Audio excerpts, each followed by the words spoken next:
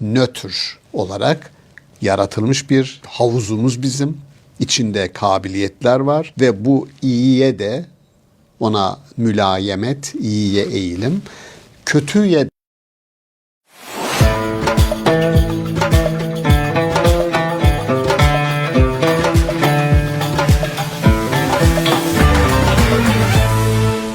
İstanbul Okulu'ndan herkese merhaba. Sevgili seyirciler, bugün nefs psikolojisi hakkında konuşacağız. Konuğumuz Profesör Doktor Şaban Ali Düzgün.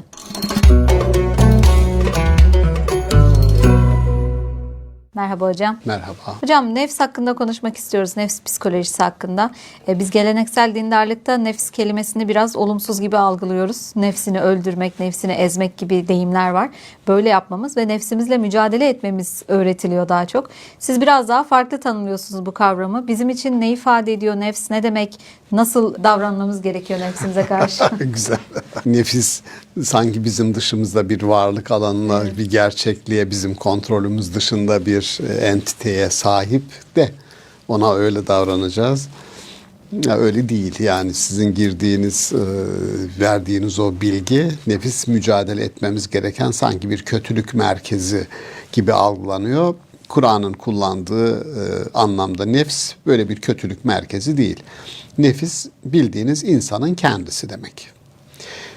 Onun aparatları, parçaları var. Yani nefs diyor Kur'an-ı Kerim, sonra da onu kendi içerisinde bir hiyerarşiye sokuyor ama.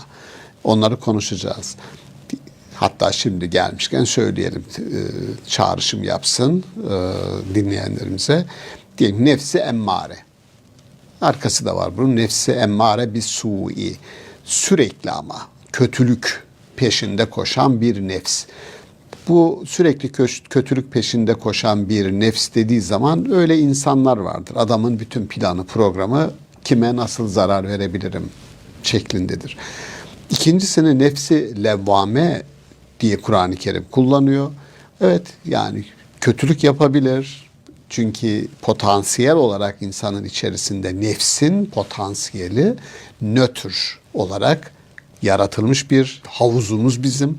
İçinde kabiliyetler var ve bu iyiye de ona mülayemet, iyiye eğilim, kötüye de münakeret deniyor. Nekir, kötü olan şeye de eğilimi var. Bu eğilimin kontrolü insanın başka yetilerine verilmiş. Neye verilmiş? Mesela akıl yetisi en üst mekanizmaya kadar ki sonsuza kadar yani ilahi olana kadar kavrama, anlama, düşünme, tefekkür etme, vereceğin kararı gözden geçirerek sonuçlarını hesap ederek iş yapma yetisi olarak insanda var ve nefsi harekete geçen bir insanın yani nefsin vereceği kararın iyi ya da kötü olmasını denetleyen bir mekanizma. Yani tıpkı bir araç gibi düşünün. Araç 200 kilometre hızla giden bir aracın denetim mekanizması var. Freni var. Direksiyonu var. Aksi takdirde yani bir örgüden bahsediyoruz. Onun gibi araba var, insan var. Onun bir mekanizması var, insanın mekanizması var. Bu mekanizma içerisinde kontrol güçleri eğer verilmemiş olsaydı insana bir akletme yetisi, yani nefsin bir yetisi olarak düşünün lütfen bunu. Nefsin bir ürünü akletme yetisi ve kötüye meylettiği zaman sonuçlarını anında çok hızlı bir şekilde, çok hızlı bir bilgisayar gibi düşünün. Hemen sonuçlarını hesap edip sana verebiliyor. Bunu yaparsan sonuçta böyle bir şeyle karşılaşırsın. İyi ya da kötü. Ruh kullanıyoruz biz. Aynı nefisle beraber. Ruh dediğin şey bir, şöyle diyelim, bir bedenim var benim.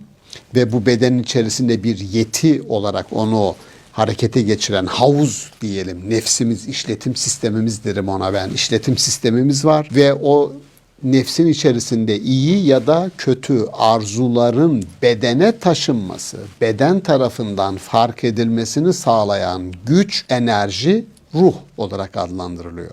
Dolayısıyla insanda en azından kendimizi bir kişilik teorisidir. Nefsle ilgili konuştuğumuz zaman bir kişilik teorisi kuruyoruz. Yani nasıl bir kişiden bahsediyoruz? Ki bu içe doğru bir kişilik teorisi çok kolay değildir gerçekten. Dışa doğru görüyoruz, gözlemliyoruz kendimizi de. İçe doğru nasıl bir mekanizma çalışıyor? İşte bu konuda diyelim ki kişilik teorileri kurma anlamında Freud, yani psikanaliz, Jung psikolojisi ya da Adler'in bu konuda söyledikleri epey bir, ya da bizim tarihimize gidin. Bizim tarihimizde de mesela Kuşeyri'nin Risalesinde bir eylem ortaya çıkana kadar hangi aşamalarda iç dünyamızdan geçer. Ya da Kadı Abdülcebbar'a gidin. Ben doktora tezi yaptırdım. Kadı Abdülcebbar'ın eylem teorisi, yani bir insanın eylemi ortaya çıkana kadar iç dünyasında hangi mekanizmalar çalışır ve o eylemi doğurur. Bu tespit etmeye çalışıyoruz. Ne kadar çok kavram üretirseniz o kadar kontrol ediyorsunuz içeride olup biteni, ama çok kolay değil. İşte id, ego, süperego demiş. Yani birisine kötülüklerin merkezi demiş. Ya bütün çöpleri topladığınız, kötü düşüncelerinizi attığınız bir yer, id, depolayın oraya. Sonra rüyalarınızı açığa çıkar diyor. Yani bunu söylerken bir teori kuruyor, anlamaya çalışıyor. Kur'an-ı Kerim de bir teori. Teori kurmuyor diyelim biz, ama onun verdiği kavramlar üzerinden biz bir teori geliştirmeye çalışıyoruz. Nedir o? Bir nefisten bahsediyor. Bu nefis insanın kendisi dedik, ama aynı zamanda insan dediğiniz varlığın doğasında iyiye, yani nefis ya da insan fark etmiyor dediğinizde o varlık türünün doğasında iyiye ya da kötüye eğilimler var. Bu eğilimlerden sürekli, yani şöyle diyelim, bir insanı gözlemliyorsunuz. Kur'an-ı Kerim aynısını yapıyor, gözlem yapıyor. Öyle insanlar var ki sürekli kötülük peşinde. Bu diyor nefsi emmare bis-su. Bir kısmı var, ona yani Kur'an'ın kişilik teorisini çalışan akademisyenlerin bu nefs-i levvameyi ilahi olanla irtibatlandırma eğilimi var. Şu anlamda kötülük yapabiliyor. Fakat yaptıktan sonra ben bunu nasıl yaptım, bana yakışmadı, bir insan bunu yapar mı diye vicdanı, bulunuş halini, doğal olağan bulunuş halini, vicdan halini hemen gün yüzüne çıkarıp o yaptığı eylemi o vicdanla yargılayacak kadar ilahi olan da bağı hala devam eden insanlar. Utanma hali ortaya çıkıyor yani. Utanma durumu var. Yani değil mi? Bir insan bir şey yapar, sen çok normalmiş gibi, utanma da yok. Yani bakın kültürümüz bunu kınar. Ya insan şuna bak ya, utanma da yok der. Aslında bu kültür esinmiş bakın. Evet. Ya birisi yapıyor ama ya ben bunu nasıl yaptım? Hukukta da karşılığı var. Yani yargıcın nesafet ilkesini, insaf ilkesini çalıştırabilmesi için pişmanlık gösteriyor.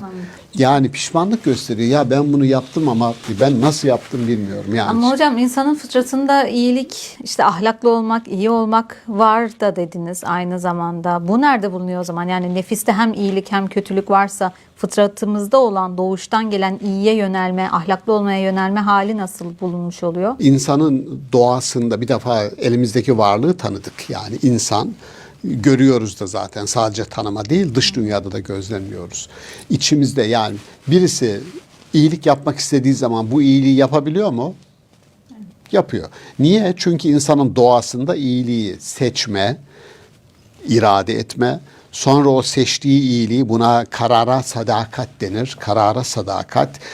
Yani verdiğin kararın arkasında durarak iyi iş yapacağım dediğinde o sadakati gösteriyorsun ve onu yapana kadar da başka çeldiriciler olabilir. Çünkü niyetlendim birisine iyilik yapacağım ama diyor ya bakın şey var ya, yani yapmasan da ne bileyim başka bir yere de onu verebilirsin falan. Şimdi hayır. Karara sadakat. Verdik iyi bir kararı. Bu eğitimle alakalı bir şeydir. Yani insanları birbirinden ayırt eden şey bence eğitim ve veri setleri. Yani şurada bir şey söyledik demin konuşurken, dedik ki akıl, nefsin düşünme, karar verme, yapacağı eylemin en sonunda yaratacağı sonuçlara dikkate alarak bir şeyi yapma ya da terk etme yetisidir akıl. Peki bütün insanlarda, deli olanlar hariç, bütün insanlarda akıl var mı? Var. Peki nasıl oluyor da akıl yetisi herkeste aynı çalışıp da iyi olanı herkes için, madem ki iyi arzulanan bir şeydir ve ilahi olanla, nefsi levvame, yaptığı şeyden dolayı kötü, kendini kınayan insan, nasıl yaptım diyen insan, madem ki ilahi olanla bu irtibatından dolayı bunu yapıyor, o zaman nasıl oluyor da aklını kullanıp da bütün insanlar iyilik yapmıyor, iyi olmuyor? Madem ki bu kadar büyük yeti akıl Ve kolaysa bu kadar iyi ve bu kadar olmak. kolaysa niye? Evet. Şimdi burada çok esaslı bir şey var. Kur'an-ı Kerim aklın kullanımını, aklın işleyeceği, kullanacağı veri setine, bilgiye bağlıyor. Yani şöyle düşünün, bugün işte Türkiye dünyada 1. sıradaymış yapay zekayı kullananlar içerisinde, çok enteresan. Yapay zekanın özelliği nedir? Veri işliyor. Doğru mu? evet. Yani yüklüyorsunuz veriyi. Aslında bir hesap makinesi gibi yeni bir şey Gibi. üretmiyor. Olan verilerden Evet. bir çıkarımda bulunuyor. Ama veri yüklüyorsunuz ve sizin yüklediğiniz veriyi ya da soru sorduğunuzda mevcut olan verileri işleyerek size bir sonuç veriyor. Şimdi akıl da veri işliyor. Yani aralarında hiç fark yok. O da veri işliyor. Eğer işleyeceği veri akılda yeteri kadar yoksa, tecrübe olarak yoksa, öğrenilmiş olarak yoksa, akıl iyi sonuçlar üretemiyor. Onun için Kur'an-ı Kerim diyor ki, bunu o kadar önemserim ki bu ayet-i kerimeyi. Tilkel emsalu nadribuha linnas. Biz insanların hepsine bu örnekleri veriyoruz. Bakın. İyilik örnekleri, peygamber hikayeleri, toplumların varoluş ya da yok oluş şartları, değil mi? Hepsi tarihin çöp tenekesinde olan insanlar var, helak olmuş. Varlığını muhafaza edenler var, hikmetle yol almış. Nasıl oluyor? Hepsinin hikayesini size anlatıyoruz. Peki ya bir grup öğrenciye anlatsam bunu, bir hikayeyi, buradan çıkan sonuç nedir çocuklar desen, hemen hemen hepsi sana bir şey söyler, yani hocam buradan çıkan sonuç budur. Tamam, güzel, aferin. Peki Kur'an-ı Kerim bütün bu tarihi verileri derleyip topluyor, önümüze getiriyor ve bunu dikkate alarak davranın diyor. Fakat biz aklımızı kullanmıyoruz burada. Nasıl oluyor? Şimdi Kur'an-ı Kerim diyor ki bu örnekleri sizin hepinize biz veriyoruz. Ve ma yaqiluha illel alimun. Ancak yeteri kadar bilgisi olanlar aklını doğru dürüst kullanabilir. Burası hayati.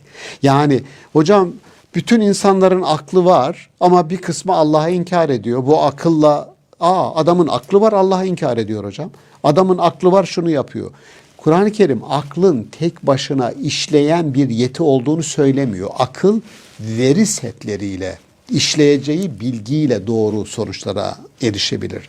O zaman ancak bilgi sahibi olanlar aklını doğru dürüst kullanabilir. Metodoloji bu, ayetin verdiği.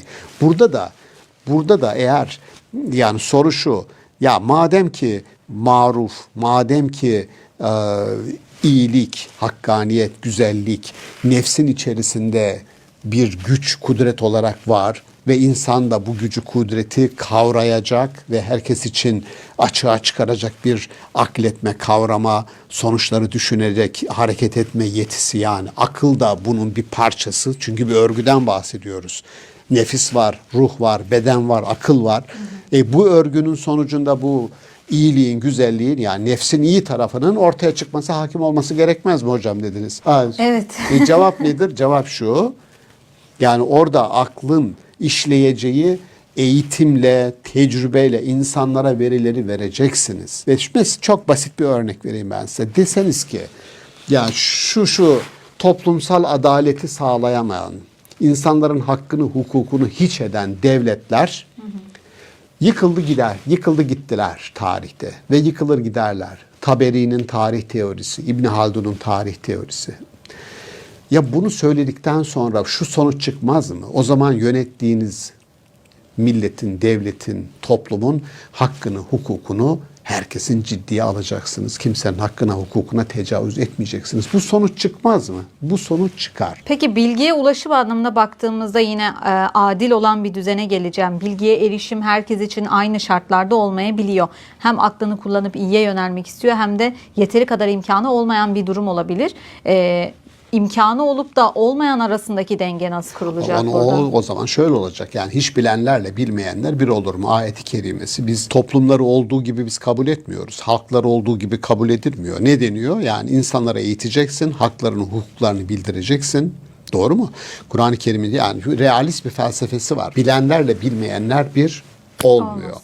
Dolayısıyla bilenler iyi olanı hakim kılacak, bilmeyenler iyi olanlar tarafından ama kötü niyet sahibi insanlar tarafından maalesef sömürgeleştirilecekler, kolonize edilecekler. Yeraltı, yerüstü kaynakları sömürülecek. Mağdur olacaklar, ezilecekler. Mağdur ve mağdur olacaklar. Yani şöyle gerçekten şimdi Kur'an-ı Kerim'in dili realist, gerçekçi bir dil. Fotoğrafı çekiyor. Bu fotoğraftan çıkabilecek sonuçlar konusunda sana bir yönlendirmede bulunuyor, örnekler veriyor. Tarihin binlerce yılın örneklerini veriyor.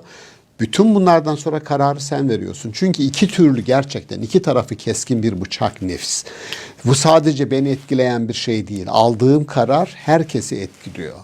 Çoluk çocuğumu etkiliyor. İnsan kardeşlerimi etkiliyor. Dolayısıyla Kur'an'ın arzu ettiği, bütün bu tarihsel verileri gözümün önüne getirirken arzu ettiği şey bu iyinin hakim kılınmasıdır. Onun için nefsi levvame denilen, nefsi mutmainne denilen, nefsi radiye mardiye denilen bakın aşamaların hepsi ilahi olanın rızası çerçevesinde iş gören insanların hepsi övülüyor.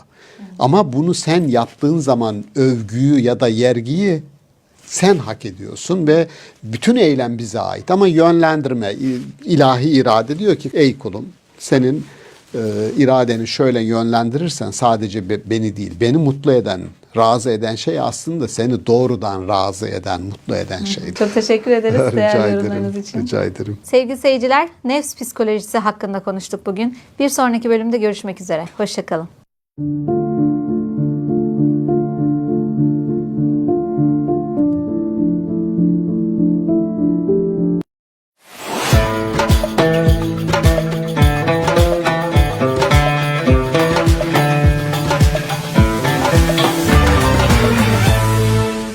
İstanbul Okulu'ndan herkese merhaba. Sevgili seyirciler, bugünkü konu başlığımız ortak iyiyi yeniden tanımlamak. Maruf hakkında konuşacağız. Konuğumuz Profesör Doktor Şaban Ali Düzgün.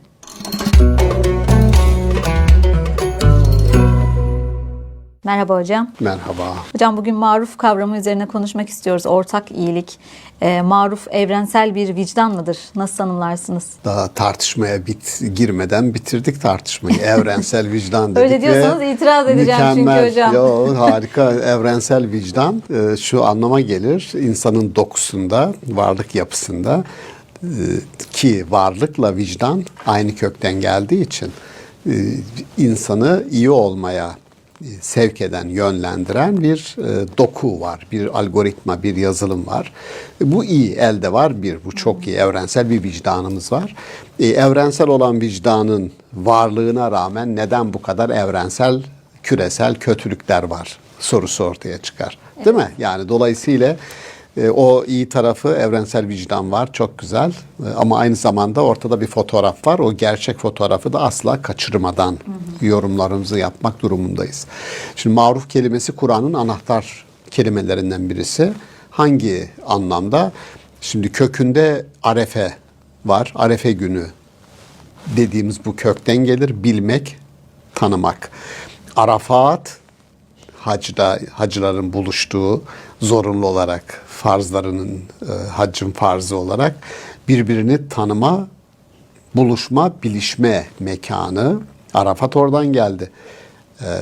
Örf oradan gelir. Örfümüz, kültürümüz derken o iyi anlamda örfü yine bilinen iyiler, bilinen şeyler anlamında. Dolayısıyla Arif var bir de. arif oradan gelir. İrfan, medeniyet anlamında irfan oradan gelir. Marufu konuşurken o semantik çerçeveyi yani akraba olduğu terimleri de birlikte ele aldığımızda daha sağlam bir zeminde hareket etmiş oluruz. Bilme kökünden geldiği için maruf bilinen demektir. Yani insanlara ekstradan yahu şu iyidir bunu yap demeniz gerekmiyor. Maruf kendiliğinden bilinen şeydir. Dolayısıyla doğal ahlak.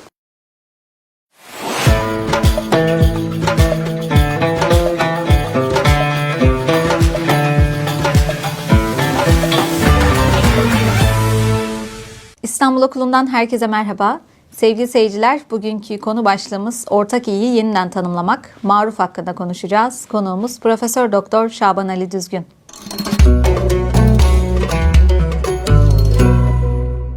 Merhaba hocam. Merhaba. Hocam bugün maruf kavramı üzerine konuşmak istiyoruz. Ortak iyilik. Maruf evrensel bir vicdan mıdır? Nasıl tanımlarsınız? Daha tartışmaya girmeden bitirdik tartışmayı. Evrensel vicdan dedik. Öyle diyorsanız itiraz edeceğim mükemmel, çünkü hocam. Yo, harika. Evrensel vicdan şu anlama gelir. İnsanın dokusunda, varlık yapısında ki varlıkla vicdan aynı kökten geldiği için insanı iyi olmaya sevk eden, yönlendiren bir doku var, bir algoritma, bir yazılım var. Bu iyi, elde var bir, bu çok iyi, evrensel bir vicdanımız var. Evrensel olan vicdanın varlığına rağmen neden bu kadar evrensel, küresel kötülükler var sorusu ortaya çıkar. Değil mi? Yani dolayısıyla o iyi tarafı evrensel vicdan var. Çok güzel. Ama aynı zamanda ortada bir fotoğraf var. O gerçek fotoğrafı da asla kaçırmadan yorumlarımızı yapmak durumundayız. Şimdi maruf kelimesi Kur'an'ın anahtar kelimelerinden birisi. Hangi anlamda? Şimdi kökünde arefe var. Arefe günü dediğimiz bu kökten gelir. Bilmek, tanımak. Arafat, hacıların buluştuğu zorunlu olarak farzlarının haccın farzı olarak birbirini tanıma, buluşma, bilişme mekanı. Arafat oradan geldi. Örf oradan gelir. Örfümüz, kültürümüz derken o iyi anlamda örfü yine bilinen iyiler, bilinen şeyler anlamında. Dolayısıyla Arif var bir de. arif oradan gelir.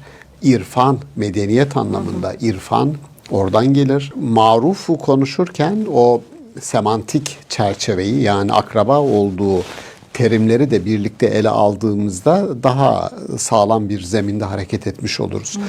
Bilme kökünden geldiği için maruf bilinen demektir. Yani insanlara ekstradan yahu şu iyidir, bunu yap demeniz gerekmiyor. Maruf kendiliğinden bilinen şeydir. Dolayısıyla doğal ahlaktır. Dinden de önce vardır. İnsandan da önce vardır. Yani insan doğduğu zaman ona göre hareket edeceği bir iyilik formu, metafiziksel zemin demiştik ona daha önce. O zemin kendisi için döşenmiştir. O zemin maruf zeminidir. Peki ama marufun çok hoş bir Hucurat suresinde hepimizin bildiği ayet-i kerime, insanları yarattığını söyledikten sonra Kur'an-ı Kerim diyor ki bu farklı inna cealnakum şuuben ve kabaile, her birinizi farklı coğrafyaların, farklı şehirlerin, kabilelerin, bunu bütün birimlere yayabilirsiniz. Farklı yarattık. Sebep li taarafu. Şimdi buna Kur'an tercümeleri tanışasınız, bilişesiniz diye tercüme ediyor. Olabilir. Çünkü kökü bilmek olduğu için, bilmek, birbirini bilmekle tanışmak olduğu için, ama bu bilişmenin ve tanışmanın yöneldiği daha üst bir amaç var. O tercümede onu dikkate alsak daha iyi olurdu. Yani tercümede literal, lafzi anlamın yöneldiği amacı dikkate alırsak tercüme meal olur. Çeviri olmanın ötesine geçer ve tam anlamı vermiş oluruz. Neye yönelmiştir o? Niye tanışıyoruz? Niye bilişiyoruz? Litearafu, ortak iyiyi birlikte var edesiniz diye.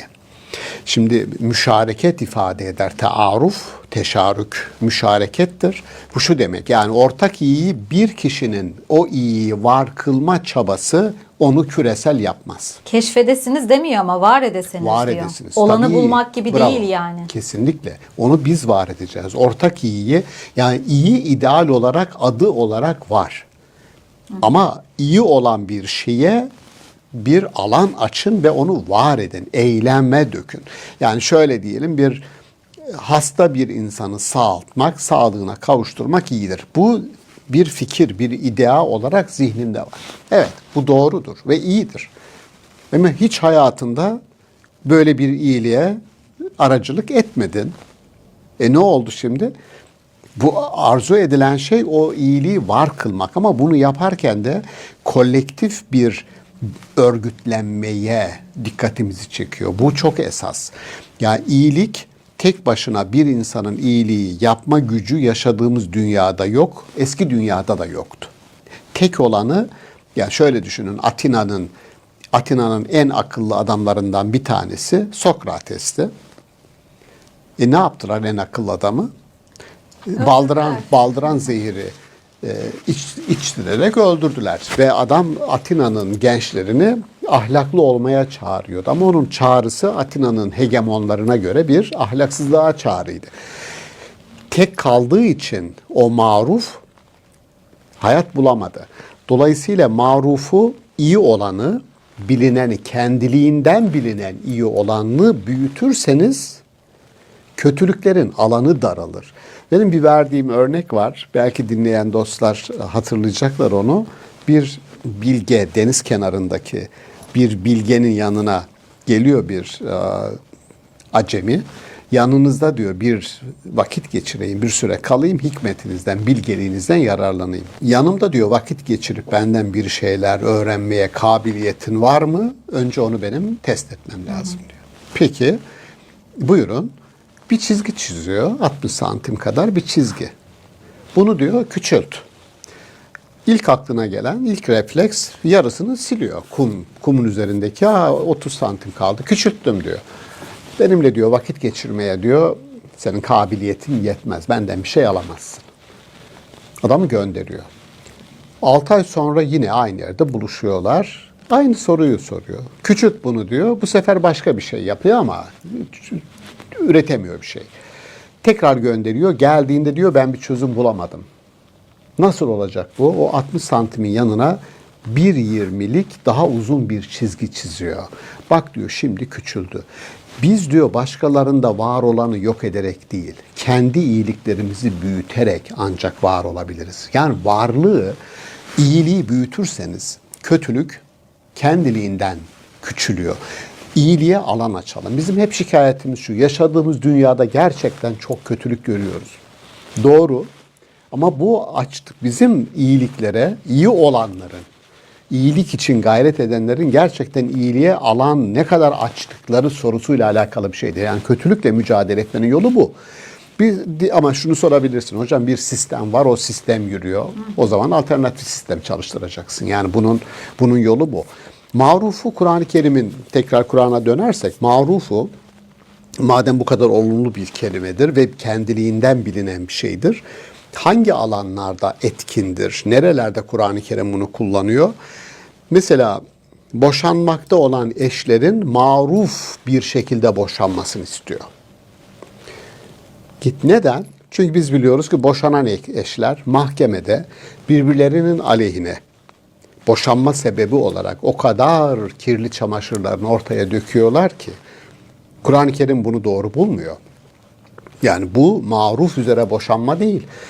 Birbirinizin açıklarını ortaya koyarak, çünkü o insanlar daha sonra evlenecekler, bir hayat sürecekler. Niye bu kadar açık ediyorsunuz? Onun için onu örtün diyor. Libas olun birbirinize. Bu maruf boşanmadır.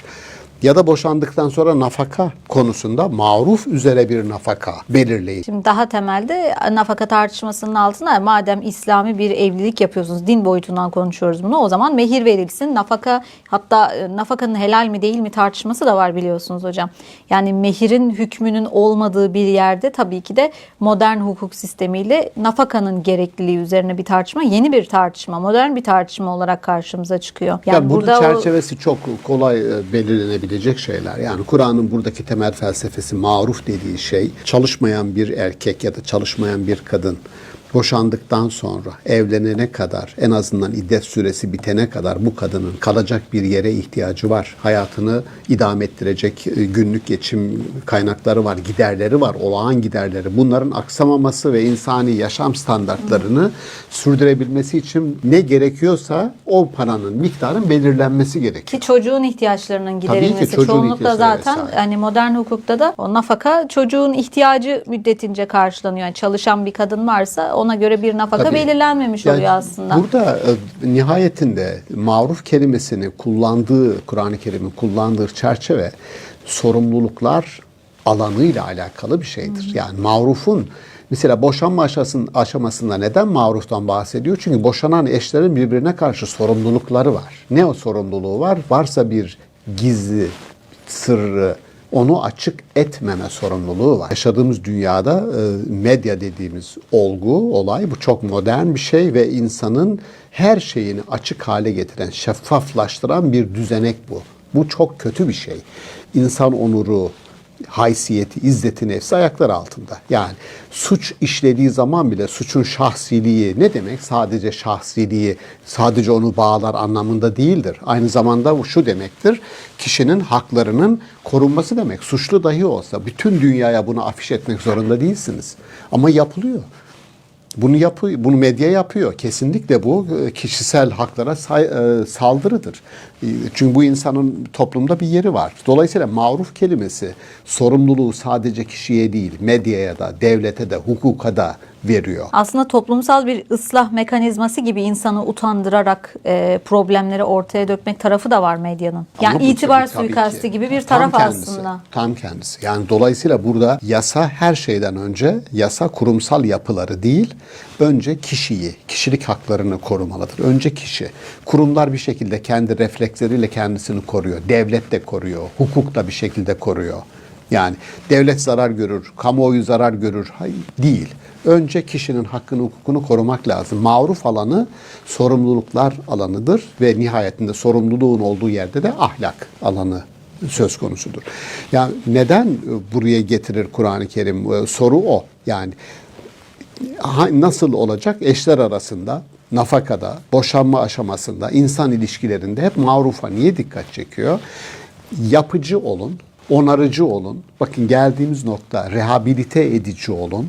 Bunu bütün bunun tersi de olabilir. Yani pozitif bilişsel böyle bir kavramımız var bizim. Pozitif bilişsel çerçeve. Bakın pozitif bilişsel çerçeve. Marufla ilgili. Bir, bilgiye konu oluyor dedik bilişsel ama aynı zamanda inşa etmeye dönük. Yani pozitif, inşa etmeye dönük, yapıcı bir kavram. Kur'an'ın sorumlulukları ve ahlakı yani şöyle olabilir. Bakış açınız bir, ya olumsuzluklar üzerinden gidersiniz ve onların fotoğrafını çekersiniz ya da olumlu olan örnekleri çoğaltarak rol modeller, idealar üretirsiniz. Ben maruf kelimesinin aynı zamanda bu pedagojide, eğitimde taaruf kelimesi çok kullanılır. Bizim fakültemizde hocalarımızın bir kısmının bu tür projeleri var. Ben biliyorum. Uluslararası eğitim kongrelerine taaruf diye bir kelimeyi sokmaya çalıştılar. Soktular da taaruf. Yani bu hem bilişme, kaynaşma, kendi kültürünü karşı tarafa bildirme anlamında hem de ortak iyiliği beraber nasıl büyütebiliriz? Çünkü kötülüğün olduğu bir dünyada marufun karşıtı biliyorsunuz münker, nekir, kötülük o da var dünyada. O zaman bize düşen bu rol modelliği nasıl kendi bireysel, toplumsal, medeniyet seviyesinde nasıl bir temsile kavuşturabiliriz? Sorumuz bu. Sorumuz bu ama Evet. bir yandan da yine ben gerçeklik ve modern dünyanın ortaya koyduğu şartlara baktığımız zaman iyilik yapmak için temelde bir güven mekanizmasının da oluşması lazım. Güvenin bu kadar sarsıldığı bir dönemde insan işte yoldan geçen birini de arabasına alamıyor ya da ihtiyacı olan birine de yardım etmek istediğinde gerçekten ihtiyacı var mı ya da bana zarar verir mi endişesiyle bundan da kaçınıyoruz. Doğru. Bu iyilik halinin daha görünür olması için hani kötülükleri tamam bir kenarda bırakalım, iyiliği görünür kılalım, arttıralım diyoruz ama bunun için kendimizi güvende hissediyor muyuz? Sistem buna uygun mu diye yeniden sormak lazım. Kesinlikle. Ama şuradayım dediklerinize katılıyorum bütünüyle. Yani güven kategorisinin zedelendiği, insanlar arasındaki ilişkilerin bozulduğu bir sistemde yani bozuk bir zeminde, mineralsiz bir toprakta, susuz bir çorak toprakta bir fidanı yetiştirmeye çabalamak gibi bir şey, haklısınız. Ama şuradayım, tekil olarak dahi bize düşen şey iyi ise iyi olan bir şeyi büyütmenin, iyi bir şeye odaklandığımız için onu büyütmenin, ona emek vermenin çok değerli olduğu ve ilahi olanın da buna bizi çağırdı. Bize düşen elimizden geldiği kadar bu iyiliği nasıl büyütebiliriz ve ona o iyiliğin büyümesi için nasıl başka iyilerden destek alabiliriz? Oraya bakmak lazım. Bir dostumuz var. Şöyle dedi, yani Almanya'dan, dedi ki benim dedi desteğe ihtiyacı olan öğrencileriniz varsa hocam dedi, bilgisayar vesaire, ben destek olabilirim dedi. Ya şimdi bu bir sorumluluk, bakın. Bu bir sorumluluk. Çünkü bildiğimiz bir şey var. Öğrencilerimizin, her seviyede öğrencinin ihtiyacı var. Giyim kuşama da var, yeme içmeye de var, bilgisayara da var. Bu bir sorumluluk ve o sorumluluğu bir kişi hissettiği zaman birkaç kişiye dokunmuş oluyor. Bu kadar basit. Yani karınca misali, yani yolu, yönü, tarafı belli olacak.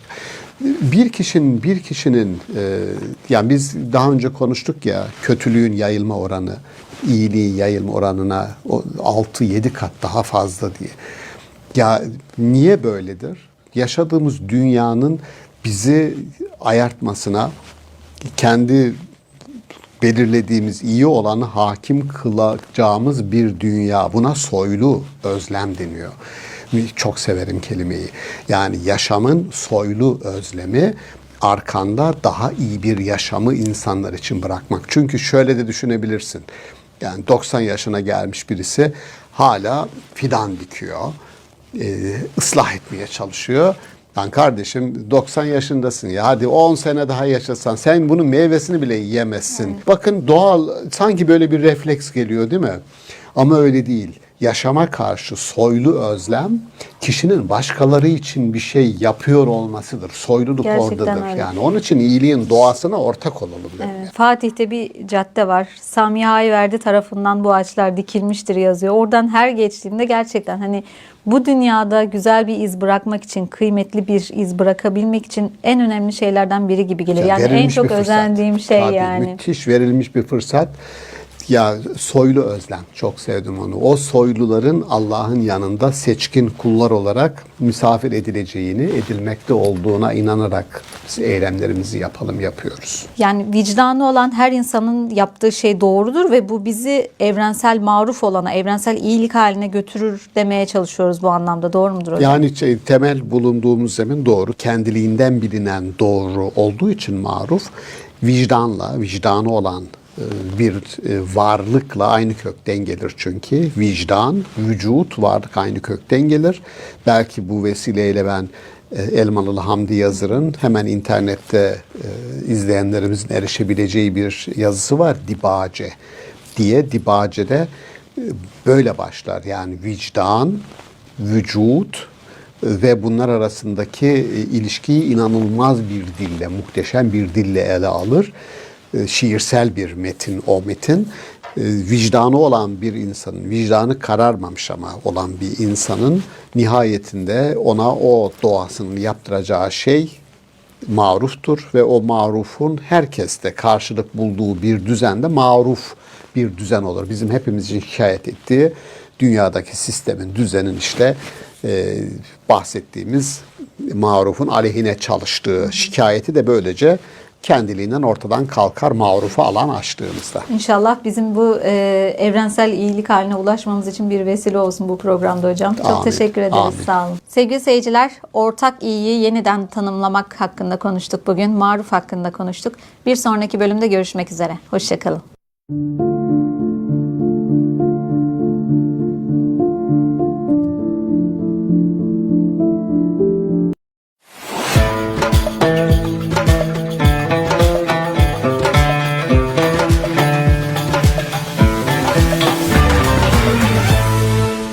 İstanbul Okulu'ndan herkese merhaba. Sevgili seyirciler, bugün insanın özgürlüğü ve sorumluluğu bağlamında kader hakkında konuşacağız. Konuğumuz Profesör Doktor Şaban Ali Düzgün.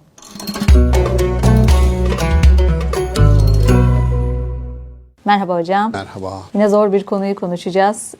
Özgürlük, sorumluluk, aslında kader meselesine girmiş olacağız buradan. Biz sürekli özgür olduğumuzu düşünüyoruz ama böyle bir dünyada, böyle bir sistemin içinde, hastalıkların, ölümün olduğu bir dünyada ne kadar özgürüz, ne kadar özgür sayabiliriz kendimizi? Ne dersiniz? Güzel bir giriş şu anlamda. Hastalığın olduğu bir dünyada hasta olmama özgürlüğü var mı? Buradan hareket ederek hem kelamda hem de felsefede çok güzel bir ayrım yapılmış. En azından sınırların tespiti açısından bir ilahi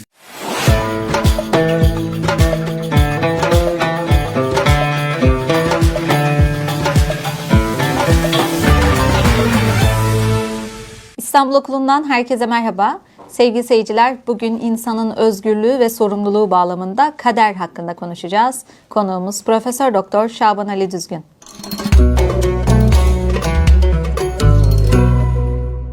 Merhaba hocam. Merhaba. Yine zor bir konuyu konuşacağız. Özgürlük, sorumluluk, aslında kader meselesine girmiş olacağız buradan. Biz sürekli özgür olduğumuzu düşünüyoruz ama böyle bir dünyada, böyle bir sistemin içinde, hastalıkların, ölümün olduğu bir dünyada ne kadar özgürüz, ne kadar özgür sayabiliriz kendimizi? Ne dersiniz? Güzel bir giriş şu anlamda. Hastalığın olduğu bir dünyada hasta olmama özgürlüğü var mı? Buradan hareket ederek hem kelamda hem de felsefede çok güzel bir ayrım yapılmış. En azından sınırların tespiti açısından bir ilahi fiiller, iki insani fiiller alanı. Birisine metafiziksel alan denilmiş, diğerisine ahlaki alan denilmiş.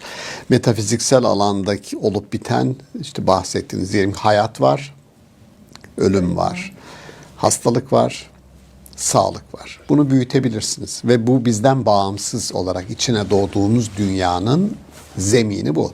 Bu zemine doğuyoruz. Şimdi ölmeme özgürlüğünüz var mı? Yok. Yok. Peki kendi doğamız, tabiatımız, insani özelliklerimiz var ve uçmaya müsait değil. Hadi atlayalım şuradan bakalım deme özgürlüğünüz var mı? Yok. Dolayısıyla bir metafiziksel zemini çok iyi tespit ettiğimiz zaman kendi sınırlılıklarımızı, kendi imkanlarımızı orada görüyoruz. Ve öbür tarafa geçtiğimizde, insani fiiller kısmına geçtiğimizde burada olmayan bazı eylemler ve karakterlerini görüyoruz. Ne gibi? Faziletlere de, erdemlere de kaynaklık edebilirsiniz.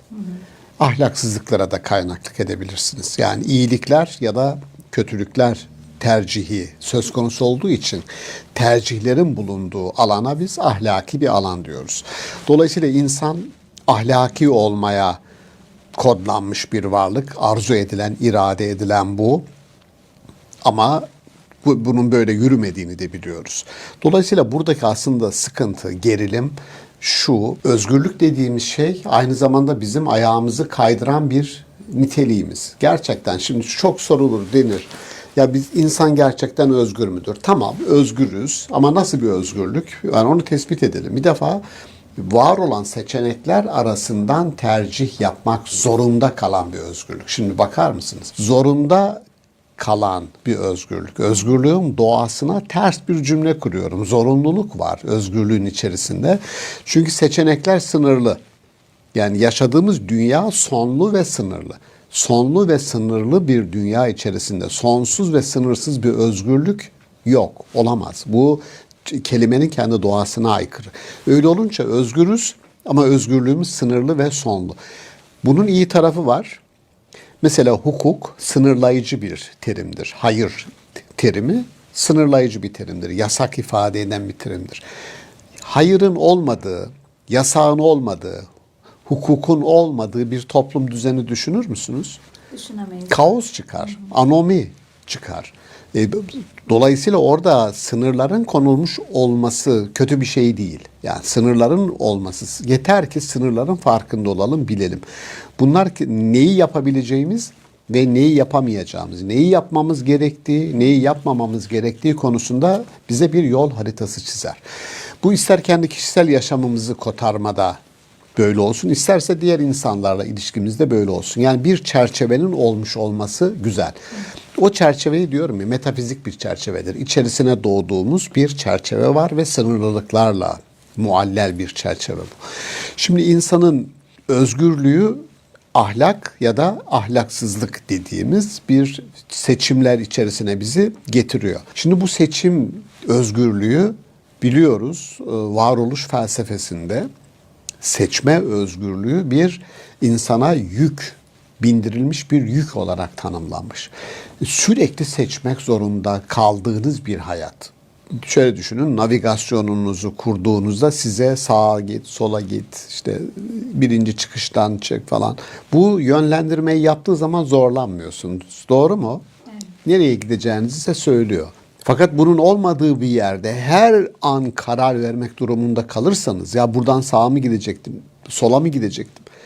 Bu sizi yorar. Dolayısıyla önceden insana bindirilmiş, yüklenmiş bir hazır doğa, bizim doğal navigasyonumuz. Bu içimizdeki yüklenmiş fıtrata uygun bir yol alış ile fıtratın uygunluğu, mutabakatı, bu özgürlüğümüz, seçme özgürlüğümüz bize yük olacak, gelecek olan özgürlüğü rahatlatan bir seçim. Onun için İslam kültürünün çok anahtar terimlerinden birisi hepimizin bildiği fıtrattır. Ya fıtrat Allah'ın insanı üzerine yarattığı doğal navigasyon hali diye tanımlayabiliriz. Yön bulma hali. Farklı yollara gidenlerin navigasyonu mu bozuk oluyor bu durumda? Öyle görünüyor. Yani iyiyi gerçekten şöyle düşünün, çok basit bir şekilde. Elinde bir ağır çanta taşıyan bir yaşlı bir teyzeye yaklaştık. Gece saat 11. O var ve ben varım caddede ve çok değerli bir çanta görünüyor. İki alternatif var bakın. Birisi teyze yardımcı olayım, taşıyayım. Hatta buyurun sizi eve bırakayım diyen insan prototipi de var. Evet. İkincisi bu kadın burada yalnız, ortalıkta kamera da yok. Bunu çalar çırparsam hiç kimse de göremez deyip çalan çırpan da var. Doğru mu? Doğru. Ya iki insan prototipi de var. Dolayısıyla şimdi ön navigasyon dediğimiz, ön yükleme dediğimiz metafizik zemine uygunluk seni de, toplumu da, beni de hepimizi koruyor. Yani o fıtrata gerçekten fıtrat ayarları bozulan insanların yani nihayetinde gidip nefes aldığı yer dört duvar arasıdır. Yani bu üzücü bir şeydir. Toplumda ayar bozulması, fıtrat ayarlarının bozulması dediğimiz şey sizi o seçimlerinizde de, bakın bu özgür bir seçimdir. Yani bir korunmasız bir kadına orada saldırmak, o da bir özgür seçimdir. Ama bu nasıl bir seçimdir? Bu ahlaksız bir seçimdir. Dolayısıyla peki ahlaki seçim olabilmesi için ne lazımdı? Fıtratımızda var olan iyilik, iyiye doğru hareket etme. Yani o fıtrat ayarı bozulmadığı sürece bir insanın özgürlüğünü kötü yönde kullanması mümkün değil. Ama bu öğrenilen bir şey değil mi hocam? Yani yaşadığı ortamda yanlış veya kötü karşılanmayan bir davranışı bir başka yerde yaptığında yanlış, kötü, ahlaksızca görülebilir. Yaşam biçimi, ortamı, doğduğu yer ve zaman da etkiliyor bu davranışlarını. Etkiler ama bu mutlak bir etkileyici faktör değildir. Jung'un psikolojisinden biz biliyoruz. Kolektif bilinç dışı dediği insanın davranışlarını etkileyen sadece kendi çocukluğu, kendi içine döndüğünüzde yaşadıklarınız değildir. Dışarıda görüp ettikleriniz, geriye doğru sizin kültürünüz sizi var eder. Kültürünüz sizi kodlar, doğru. Ama bu mutlak bir kodlama değildir. Aksi takdirde iyiliğe şans veremeyiz. Yani biz büyük bir mazeret olur. Ya benim içinde yaşadığım çevre, toplum çok kötü. Ben de bakın bir dereceye kadar bu doğru. Yani uyuşturucu batağında doğmuş, o çevrede nefes alıp veren bir insanın o belaya bulaşması çok yüksek ihtimaldir. Ama %100 bulaşacak diye bir şey yok. İnsan doğası, fıtratı, aklı, rasyonalitesi, tecrübesi bunun yanlış olduğunu söyler. Bu durumda adaleti nereye koyacağız? Yani o ortamda doğmamış Harika. biriyle doğan biri arasında. Harika. Yani benim temel tezim en azından şudur kişisel olarak. Bir suç ortamının içine doğan bir insana ceza verecekseniz ona vereceğiniz ceza o ortamda doğmadığı halde ona bulaşan insana vereceğiniz cezadan daha az olmalıdır. Hafifletici sebep olmalıdır. Yani bir ceza adaleti, çünkü criminal justice dediğimiz ceza adaleti diye bir kavramsallaştırma var. Cezayı verirken içinde bulunduğu çevre şartlarını, aile şartlarını dikkate almak durumundayım. Kendi biyolojisini, varsa bir psikolojik rahatsızlığı nasıl dikkate alıyorsanız, akıl sağlığı yerinde mi değil mi? Çevre sağlığı ne kadar yerindedir değildir bakmak lazım. Haklısınız orada. Ama bir insan benim çevrem böyle olduğu için ben de mecbur yaptım bunu. Bu geçerli bir mazeret değil. Çünkü insan sorumluluk kişiseldir. Ceza almak kişiseldir. Hiç kimseye bunu yükleyemeyiz. Hukuk bunu söylediğine göre, ahlak, din bunu söylediğine göre kişinin adam gidip hareket edip varsa ortada bir bataklık bunu nasıl kurutabilirim? Yani oraya bulaşmayacak, bu yetmez. Yapmamak birinci adımdır. İkincisi ne yapmak gerektiğidir. Emri bil maruf, nehy anil münker iki taraflıdır. Yani sadece bir şey yapmamak yetmez. Aynı zamanda ne yapabilirim sorusunu insan olan sorar. Ya onları caydıracaksın ya vazgeçireceksin, ikna edeceksin vesaire. Ne yapabilirim sorusu. Dolayısıyla bizim çevre şartları bizi belirler, bu doğrudur. Ama mümkün olduğu sürece kaderin birlikte ele alındığı anahtar kelime tedbirdir. Tedbir kaderi bozar. Yani kader dediğiniz şey öyle Allah'ın size yazdığı bir şey değil. Allah'ın yazdığı çerçevedir. Metafiziksel zemin dediğim. Yani hastalık ve sağlık, ölüm ve hayat. Bakın, doğanın kanunları olan bir... Doğanın kanunları, takdir edilen her şey, hazır bulduğumuz her şey, hazır bulduğumuz, içine doğduğumuz her şey takdirdir, kaderdir, metafizikseldir.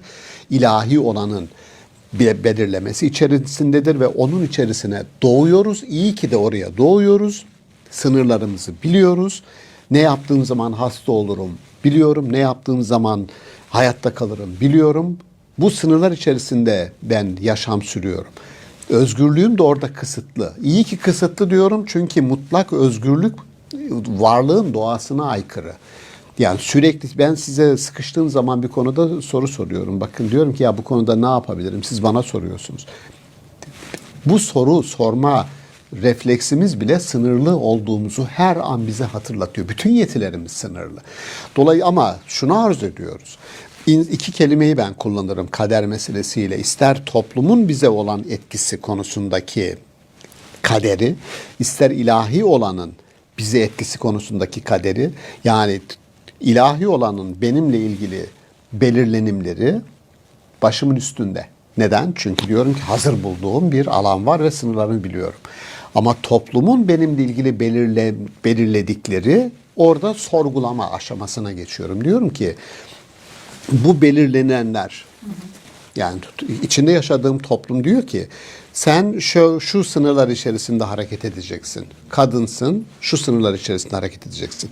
Çocuksun, büyüklerinin yanında şu sınırlar içerisinde hareket edeceksin. Doğru mu? Bu sınırlar Tabii, mı? Bunların her biri normlar. toplumsal normlar, toplumsal kader tayinleridir. Evet. Hiç fark etmiyor. Şimdi bunların her birinin hakikat sorgulamasından, tahkikten geçirilmesi gerekir. Ne kadarı insanın fıtratına, yaratılış ayarlarına uygundur, ne kadar değildir.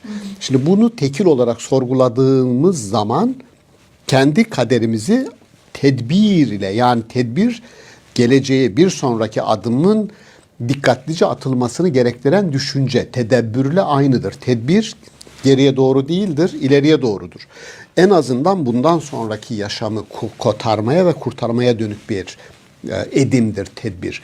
Şimdi soru şu: tedbir kaderi iptal eder mi? Eder. Hangi kaderi? Sen hastalığı, ölümü mü ortadan kaldıracaksın? Hayır, onu kastetmiyorsun. Ama toplumun ya da kendi tespitlerimin, belirlenimlerimin o şekilde değil de başka şekilde yürümesine imkan verebilir miyim? Verebiliyorsun. Tedbirle yapabiliyorsun. Ayet-i kerimelerde düşünmezler mi, tedbir almazlar mı dediği şey hep bu risk, mayın tarlasıdır, risk alanlarıdır. Orada bir uyarı var. Hülasa şuradayız. Özgürlük ve özellik iki kelimeyi çok önemserim. Özellik ifadesini otonomi anlamında kullanıyorum. İnsan kendi içinde kendini özgür hissetmelidir. Başka insanlarla ilişkisinde özerk, otonom hissetmelidir. Yani hiçbir kimse, şöyle hep tahakküm kurmaya ayarlı yapılarımız var bizim. Devlet vatandaşlarıyla ilişkisinde ya rızaya dayalı bir ilişki vardır, tamam. Değilse ne vardır? Hegemonya kuruyor. Tahakküm etmeye çalışıyor. Ya söz söylüyorsun, diyelim söz söyleme hakkın yok. Hop hemen bir yasayla sınırlandıralım. Bunu büyütebilirsin. Aile söz söyleme hakkı olmayabilir. Ailelerde olmuyor. Yani diyelim tek kişinin tahakküm orada. Anne ya da baba bir şekilde tahakküm ediyor birbirlerine de. İş yerinde tahakküm. Bütün geliştirilen yasa, hukuk, ahlak sistemleri tamamı, insanlık boyunca geliştirenlerin tamamı bu tahakkümü, hegemonyayı engellemeye dönüktür. Anahtar terim rızadır. O rızadan takva doğar. Yani takva dediğiniz şey bütün mekanizmayı işleten sistemi korur. Ailede anneyi de babayı da çocuğu da korur. İş yerinde işvereni, işçiyi de korur. Devlet sistemi içerisinde yöneteni de yönetilerini de korur. Takvanın kökünde koruma vardır. Ve yine o korumanın olabilmesi için de takva ile ilintili doğrudan kelime sorumluluk bilinci. Yani özgürlüğünüzü sorumluluk bilinciyle beraber hareket ettirdiğinizde bütün insanları içerisine alan bir hale, o haleyi halka anlamında kullanıyorum. Bir haleye, bir halkaya dönüşüyorsunuz. Aksi takdirde ne olur? Bugün dünyanın çivisini çıkaran insanların yaptıklarına şahitlik ediyoruz. Güçlünün hukuku çalışıyor. Evet. Yani hukukun gücü yok. Ben sürekli anarım ve andığım için de çok üzgünüm. Yani böyle bir cümlenin bu dünyada karşılık buluyor olmasından. Kant'ın ifadesi. Güçlü olanı adalete teslim edemediğimiz için adaleti gittik güçlüye teslim ettik. İçinde yaşadığımız dünyada ya ben sonsuz özgürlüğü olan bir diktatörü düşünün. Nereden alıyor özgürlüğünü? Gücünden aldığını düşünüyor. Bu nedir? Hukuk, ahlak, sistem fikri, her şeyin darmadağın edildiği bir dünyada, yani kader dediğiniz şey bir yasadır bakın. Bir yasa var ve o yasa herkesin lehine işlesin, metafizik zemin. Özgürlüğümüzü de ona uygun kullanalım. Biraz çocuk eğitimi gibi de, yani bir çocuğu yetiştirmeye çalışırken hem belli sınırlar çizmek gerekiyor. Onun güvenliği için, sağlığı için, daha iyi şartlarda büyüyebilmesi için. Ama aynı zamanda özgüvenli bir şekilde olması için de, yaratıcılığının ortaya çıkması için de onu serbest de bırakmak gerekiyor. Tam bu. Kesinlikle iyi bir analoji. Yani çocuğun, yani önümüzde, elimizin altında yetişen bir çocuğun, ya şöyle işte kullanılır Karadeniz'de sünepe denir. Sünepe, pısırık bir tipe de evirebilirsin. Çünkü her an kontrol etmişsindir. Bütün hareketlerini bastırmışsındır. Yönlendirmişsindir sürekli. Ya da tam tersi, o güvenli alanı yarattıktan sonra kendi haline bırakmışsındır. Güvenli alanı yaratmak. Kaderi, metafiziksel zemini, Allah'ın insanlar için güvenli, bütün insanlar için ama güvenli bir zemin yarattığını düşünürüz. Evet. Ama o zemin içerisinde bize bırakılan özgürlük alanının ahlaki seçimler yapabileceğimiz bir alan olarak oraya bırakıldığımızı, fıtratımızın buna ayarlandığını düşünürüz. Ama bu fıtrat ayarı bozulan güç heveslisi insanların o gücü arkasına aldıkları zaman neler yapabileceğini görüyoruz. Dolayısıyla kelime örgüsünü kurmak lazım. Yani burada kader var, özgürlüğümüz var. Bu özgürlüğün mutlak aşırı kullanımının getirdiği başka varlıkların yok edilmesi, helaki söz konusu. O zaman doğal olarak bir sınır, yani ahlak, hukuk, yasa, sınır dediğiniz şey sizin gücünüzü sınırlayan şeydir. Bu ahlak olur, hukuk olur, yasa olur. Bunların tamamına tedbir, yönetim diyebilirsiniz. Çünkü bakarsanız bizim kültürümüzde vardır. İbn-i Bağce, Anar Endülüslü meşhur filozof. Önce tedbirun nefs, insanın kendisini yönetiminden bahseder. Ondan sonra tedbirul menzil, evin yönetimine geçilir. Ondan sonra tedbirul medine, devletin ya da şehrin yönetimine geçilir. Yani önce o nefs dediği kişiyi, ayarlarını çok düzgün bir şekilde kurarsanız, ki ona fıtrat ayarları dedik. O ayarları kurduğunuz zaman aileye ve onun dışına taşan sisteme de sirayet eden bir ahlaki bir zemin yaratırsınız. Aksi takdirde dünya, elimizdeki dünyayla gelir buluşuruz yani. Evet hocam. Peki çok teşekkür ederiz teşekkür değerli ediyorum. yorumlarınız Ben için. teşekkür ediyorum. Sağ olun. Sevgili seyirciler, insanın özgürlüğü ve sorumluluğu bağlamında kader hakkında konuştuk bugün. Bir sonraki bölümde görüşmek üzere. Hoşçakalın.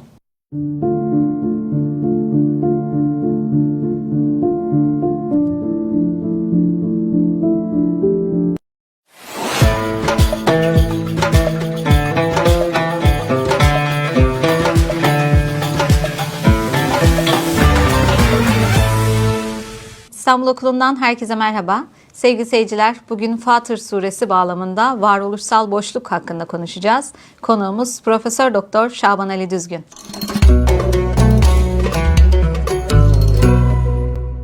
Merhaba hocam. Merhaba. Hocam bugün Fatır Suresinde geçen bir ayet bağlamında sizinle konuşmak istiyoruz. Ey insanlar siz Allah'a muhtaçsınız diyor. Buradaki muhtaçlık aslında fakir kelimesiyle de geçiyor. Türkçe'de de kullandığımız fakir kelimesi bağlamında. Biz bunu genelde olumsuz anlamda görüyoruz. Fakirlik, eksiklik, yoksulluk gibi karşılıkları var. Ama siz farklı bir bağlamda değerlendiriyorsunuz. Varoluşsal boşluk gibi de bir başlık koyduk bu bölüm için. Ne dersiniz? Nasıl tanımlıyorsunuz bu kelimeyi? Ne ifade ediyor? Ya eyyühennas, ey insanlar, entumul fukara ilallah. Ayet-i kerime bilinen bir ayet aslında. Siz Allah'a muhtaçsınız. Türkçe'de kullandığımız kelimelerin Arapça kökleri bazen Türkçe'de kullandığımızdan farklı bir içeriğe sahip olabiliyor ve bu bizi yanıltıyor. Fakir kelimesi bunlardan bir tanesi. Türkçe'de kullanıyoruz söylediğiniz gibi. Fakirlik ne ifade ediyor? Eksiklik, yoksulluk. Yani mal, mülk yoksulluğu, evet, maddi imkanların olmayış anlamında yoksulluk. Dışa döndüğümüzde yoksulluk olarak gözüken şey, içe döndüğümüzde yoksun ne ile yoksunluk. Sahip olmamız gereken şeylere dış dünyada sahip değilsek, evimiz yoksa, işte arabamız yoksa, imkanlarımız yoksa vesaire, bu dış dünyadakine yoksulluk diyoruz. Tamam. İç dünyamızda olmayanlara ne diyoruz? Ona yoksunluk diyeceğiz ve bunu varoluşsal bir yoksunluk. Dışarıdaki bazı yoksulluklarımızın kaynağı da içerideki bu yoksunluk. İçimizde olan boşluk dışarıya bir şekilde taşamıyor. Yani için boş. Dolu olması lazım ki tıpkı bir bardağın taşması için dolu olması gerekiyor. Bir insanın dışa taşabilmesi için hem varlık anlamında dışa taşması hem başkalarına kendini gösterebilmesi, bir kayda değer yaşam sürebilmesi, bunu sıralayın, çoğaltın. O insanın önce içindeki bu fakirlikten kurtulması lazım. Bu fakir peki ifade nasıl geçiyor? Entumul fukara, nasıl doldurayım ben bunu sorusu geldiğinde merciyi, kaynağı gösteriyor. İlallah. Bunu ancak kendi dünyanızın dışında maddi olmayan, geçici olmayan, sizin gibi bir sürekli dayanağa ihtiyaç duymayan bir varlığa, Allah olarak adlandırdığımız bir varlığa ancak dayanarak bu boşluğu giderebilirsiniz, doldurabilirsiniz. Ki bunu en temel iki kategori, ki yani şöyle diyelim, bir insanın yaşamma tutunması için en temel kategori nedir derseniz bana güven derim. Niye güven diyorum? Bir çocuğun annesiyle ilişkisine bakın. Güvendiği bir varlığa, değil mi? En güvendiği varlığa sürekli yaslanır. Farkımız yok. Bir çocuğun anneyle olan ilişkisini ta çocukluğundan ileri yaşlarına kadar gözlemleyin. İnsanın Allah'a olan ilişkisi aynıdır. İnanınız. Bu dayanma ve güven kategorisi. İkinci kategori nedir derseniz, benim sürekli konuşmalarımızla beraber işte bu senede, geçen senede yaptığım şey, ben özgürlüğü, bağımsızlığı çok önemsiyoruz. Özgür ve bağımsız. Yani Allah yarattığı varlığa özgür irade vermek suretiyle onu nasıl bir varlık yarattın diye sorsanız Allah'a şunu size söyleyecek. Özgür bir varlık yarattım. Öyle bir özgürlük ki beni tanımama hakkı bile o özgürlüğün içerisine verilmiş. Bu kadar. Bu iki kategori nerede geçiyor? Elhamdülillahi Rabbil Alemin, Errahmanirrahim, Maliki Yevmiddin, İyyâke na'budu ve İyyâke nestaîn. İki kategori burada var. İyyâke na'budu, sadece ve sadece sana ibadet ederiz. Bu özgürlüğün ve bağımsızlığın en yüksek perdeden ifadesidir. Şimdi bakar mısınız?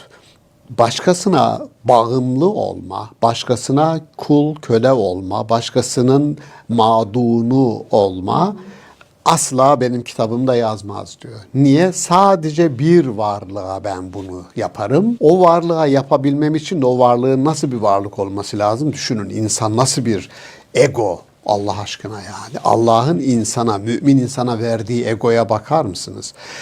Elhamdülillahi Rabbil Alemin. Bir defa benim bağımlı ve bağlı olabileceğim varlık ancak alemlerin Rabbi olursa, bu kadar büyük olursa, Maliki Yevmiddin, din gününün, hesap gününün, bütün hesapların, bütün muhasebelerin yapıldığı günün yegane sahibi olursa ancak o zaman diyor. Ya şimdi bakar mısınız?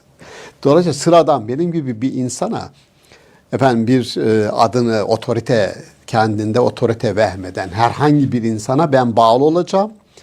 Sürekli düğmelerim ilikli gezeceğim, iki büklüm gezeceğim. Mümin insanda asla bu karakter olmaz. Bu birinci kategori İyyâke na'budu, bağımsızlık ve özgürlük kategorisidir. İkincisi ve İyyâke nestaîn. Bir dayanışma, bir istiane, bir yardım talebi olacaksa da bu sana yönelir. Şimdi iki kategori, güven kategorisi, dayanma kategorisi ve özgürlük kategorisi. Şimdi bu ikisi insanın içerisindeki varoluşsal boşluğu doldurmak için en güçlü iki temel. Şimdi bu iki temeli koyduktan sonra yavaş yavaş sizi dara sokan, sizi zorlayan o yoksunluk halini, çünkü yoksunluk gerçekten boşluk bir felakettir. Şöyle düşünün. Birinci boşluk, şöyle düşünelim. Yaşadığım dünya anlamsız kardeşim. Yani şurada bir bankta oturduğunuzda gerçekten bir parka oturun ve bir bankta durun. Yanda gözlemlediğiniz ağaç 400 yıllık, 300 yıllık. Diyorsun ki vay be, bir ağaç benim gibi 5-6 nesli gömdü. Ya şu ağaç kadar değerim yok ya.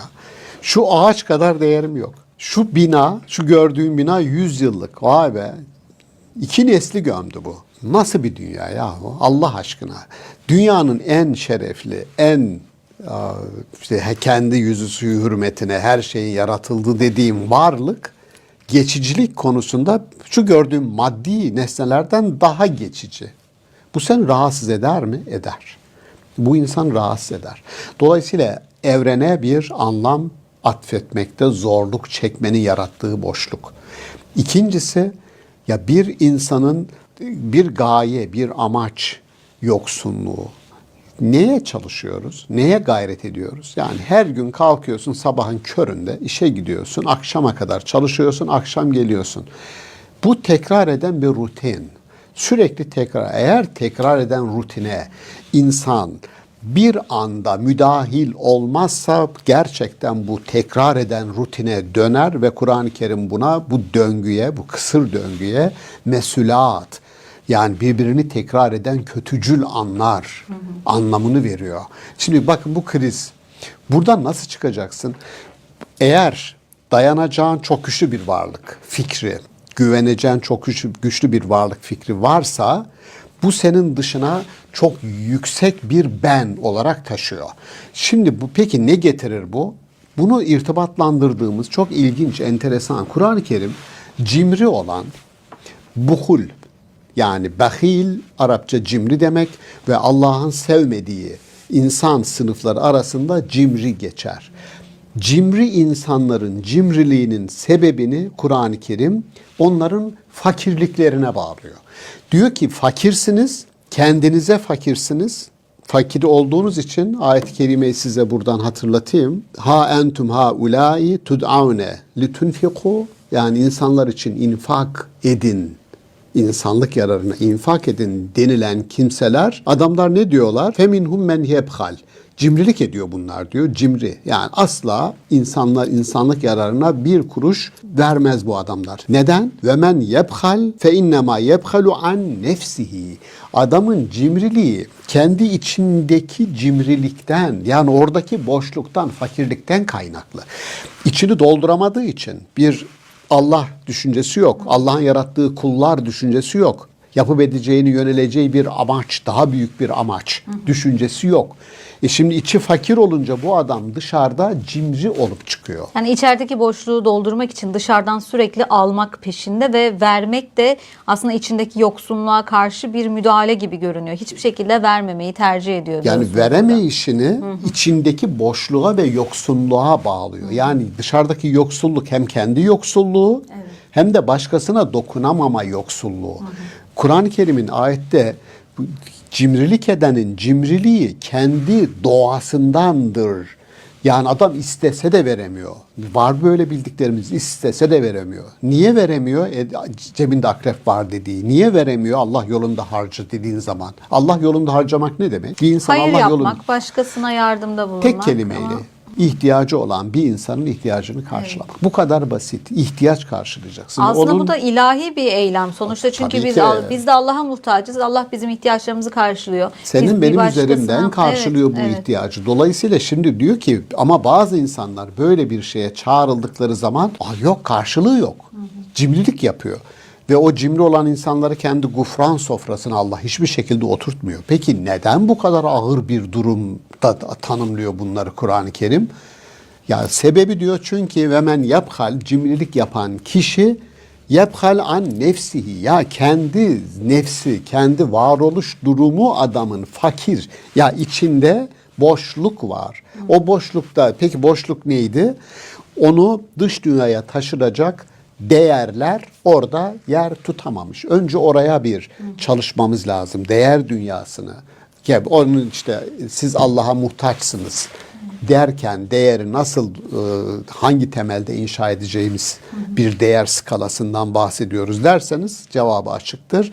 İlahi olana, metafizik olana, bu dünyanın sınırlarını aşan bir, çok sonsuz bir aleminle irtibatlandırılmış olmanın getirdiği büyük bir değer. Şimdi içimizdeki yoksunluğu, boşluğu giderdiğimiz zaman, içimize döndüğümüz zaman o bir taşmayla beraber dışarıdaki yoksulluğu da, fakirliği giderecek ve dışarıda da bir zenginliğe dönecek gibi bir şey anladım Evet, burada hocam. doğrudur. Bir yandan da ama hayatında bir gerçekliği var. Yani ekonomik kriz var, açlık var. Hepimiz açlık, yoksulluk sınırının altındayız. Hani özgür olmaktan bahsediyorsunuz. Evet, Allah bizi özgür kullar olarak yarattı. Özgür bireyleriz. Ama işte kapitalist sistemin kölesiyiz hepimiz. Dediğiniz gibi sabah kalkıp işe gidiyoruz, akşama kadar çalışıyoruz. Bu döngünün, bu rutinin içinden çıkmak, döngüyü kırmak bir şeylere vesile olacak diyorsunuz. Ama aynı zamanda da çıkabileceğimiz bir fırsat, alan da yaratılmıyor. Yani bunu kendi kendimize yapabilmemiz için de sistemsel de bir sorgulamaya dönmek gerekiyor. Doğru. Yani bunların dile getirilen hakikatler, bunlar sizin söylediklerinizde yaşadığımız dünyanın gerçekliği. Şimdi mesela Kur'an'ın kullandığı infak kavramı, sadaka kavramı, zekat kavramı, bunların her birinin bağlamı farklıdır. Şimdi diyelim zekat kavramını İslam'ın ilk dönemlerinde bildiğiniz zekat verilecek 8 gruptan bahsediyor Kur'an-ı Kerim ve bu 8 grubun devlet eliyle organize edilmiş bir mekanizma, bir sistem üzerinden işlediğini gördüğümüz için anlıyoruz ki zekat ilk dönemlerde vergi olarak çalışmış. Şimdi zekat vergi midir, değil midir, o tartışmaya gerek yok. İnsanlar vergisini veriyor. Ama bu zekat yerine geçer mi? Geçmez kardeşim. İnsanlar vergisini verecekler, veriyorlar ama onun dışında biz imkanımız el veriyorsa, kimse kimsenin boynuna basmıyor. İmkanımız el veriyorsa insanlara yardımcı olma ve onların ihtiyaçlarını giderme, kardeşlerimizin ihtiyacını giderme bizim için Allah'ın bir talebidir. Yani ben vergimi verdim, yani öyle bir şey değil. Bütün dünyada böyle çalışır. Sosyal refah denilen ayrı bir kavramımız var bizim. Refah, vergi denilen ayrı bir kavram var. Dolayısıyla infak dediğiniz şey bunların en üst kelimesidir. İnfak kelimesi. Yani sadaka, insanların insanlığa sadakatinin göstergesidir. Allah'a sadakatinin göstergesidir. İmkanınız el verdiği kadar verip hiyerarşik olarak üstte durma. Kur'an-ı Kerim vehum lizzekati failun. İnsanlar zekat vermek için çalışırlar diyor. Yani zekat almak için değil. Zekat verilecek hiçbir kimsenin bulunamadığı bir toplum mükemmel, ideal bir toplumdur. Hiçbir fakir, hiçbir muhtaç kalmasın. Kur'an'ın hedefine bakın. Herkes zekat verecek durumda olmak için çalışır. Bakın, çalışmayı motive ediyor. Şimdi böyle bir söylediğiniz doğru. Bir sistem fikri var ve şu anda gittikçe insanları gerçekten kıstıran, hem devletler adına bu kapitalist üretim, tüketim süreçlerinin bir hegemonya kültürü üzerinden yürüdüğü fark edildiği için gittikçe fark ediliyor. Burada detaya konuşmamıza gerek yok.